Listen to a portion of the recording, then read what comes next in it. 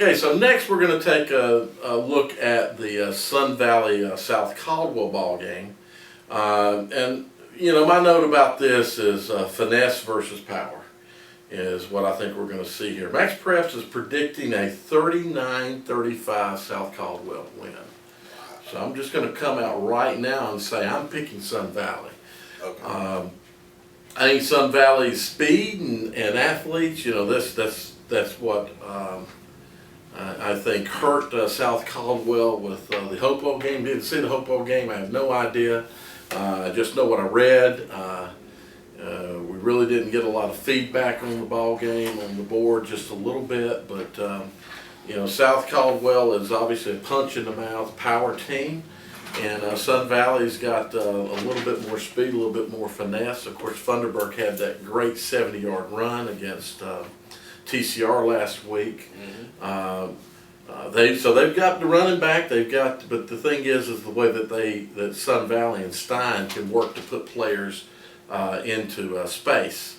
It was just noted off camera that this is the Battle of the Spartans. That's correct. So it couldn't be the Trojans and the Spartans, so we could have the 10 Years' War all over again, or in, you know, maybe Helen involved. But the Battle of the Spartans. Sun Valley has to go on the road. Sun Valley started out the season slow, as we've mentioned before, but they played some very, very tough competition early on. That tough competition maybe taught the kids some things. You know, losing's bad, but if you can, you know, rebound from it and pick up your wins, that's, you know, you've learned, you've played a tough team, and you know what it takes to be at that level. Mm-hmm. So we saw Sun Valley at that scrimmage. Yeah. I was really thinking this was going to be a 4 to 5 win season at best for Sun Valley. But Stein has really pulled that team together. 8-3, battled for the conference championship 2 weeks ago. Now they're in the second round of the playoffs. They've seen themselves in similar positions before. Stein has seen himself in similar positions before, having to carry a team up and play, you know, a state power. We mentioned that last week when he was at East Mac. Very similar situation. You know, you got a team that you're taking up that's probably not expected to do much. You look at the rankings, you look at the seeding, you look at the records, you think, well, gosh, this is just going to be a blowout by South Caldwell. But I really think that Stein will be creative with his offense, and he'll put a lot of points up on the board. Of course, the question is going to be, can they stop that run game of South Caldwell? Probably not stop it, but I think, again, you put your offense to work, and you keep your offense getting yards and, you know, moving the chains, as we say. You know, just keep the chains moving. And don't necessarily move them in big chunks, but keep the chains moving. You keep the game flowing. You shorten the game.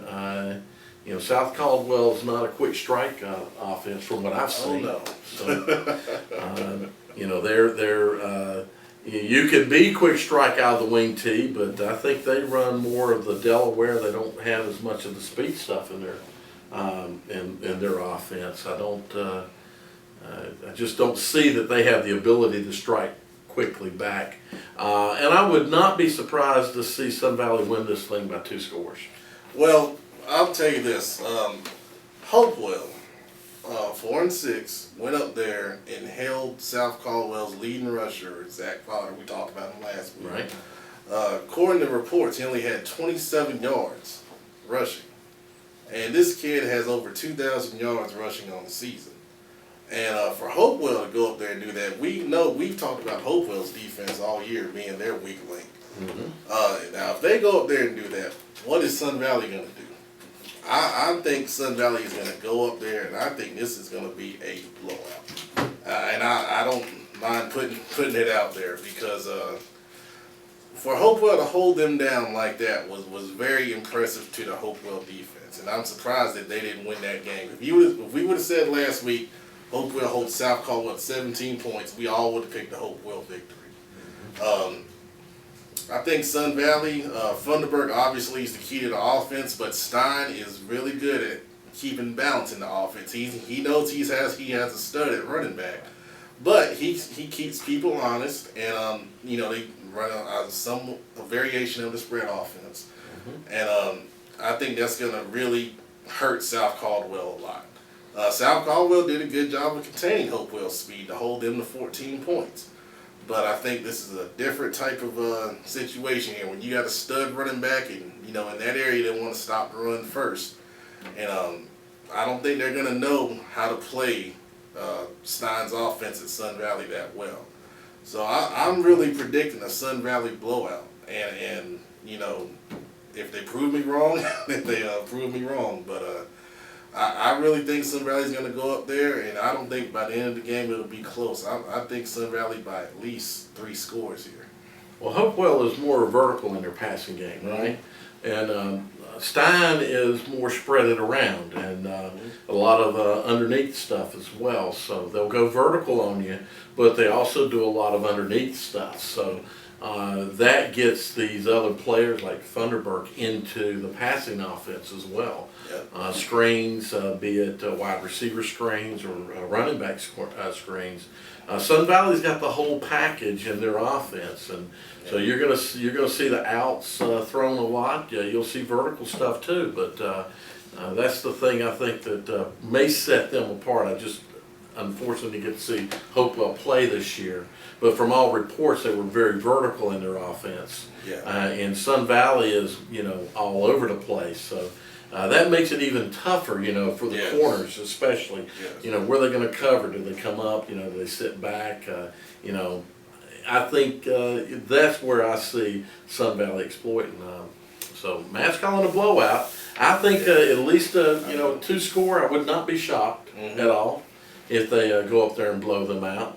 I will be a little bit surprised if South Caldwell wins. I'd be very surprised. You look at the 2 team schedules. South Caldwell played a lot of, you know, 3A teams, 2A teams in their area. Sun Valley's battle tested in a tough conference.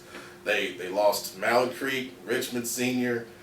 South Caldwell hadn't seen those kind of teams, and that's why I'm high on Sun Valley this week. So if South Caldwell gets it done, I'll eat crow. Okay, we'll have that deep fried with some hot sauce, and I'll join you because I'm pretty much in the same boat with you.